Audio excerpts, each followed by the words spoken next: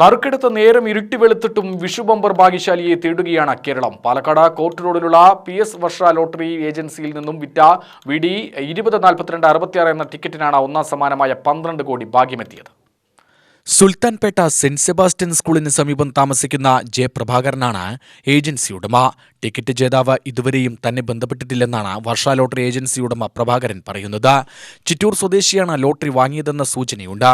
തമിഴ്നാട് ചെന്നൈ ട്രിപ്ലിക്കൻ സ്വദേശിയായ പ്രഭാകരൻ കേരളത്തിൽ ലോട്ടറി കട ആരംഭിച്ച 12ാം വർഷമാണ് 12 കോടിയുടെ ഭാഗ്യമെത്തുന്നത് എന്ന പ്രത്യേകതയുമുണ്ട്. 2 വർഷം തൃശൂരിലും ഇരിങ്ങാലക്കുടിയിലും ലോട്ടറി കച്ചവടം നടത്തി പിന്നീടാണ് പാലക്കാട് കട തുടങ്ങിയത്. പാലക്കാട്ടെ ട്രഷറിയിൽ നിന്നും കോഴിക്കോട്ടെ DKS ഏജൻസിയാണ് ആദ്യം ഈ ടിക്കറ്റ് വാങ്ങിയത്. ഇവിടെ നിന്നും PS വർഷ ലോട്ടറി ഏജൻസി ടിക്കറ്റ് വാങ്ങുകയായിരുന്നു.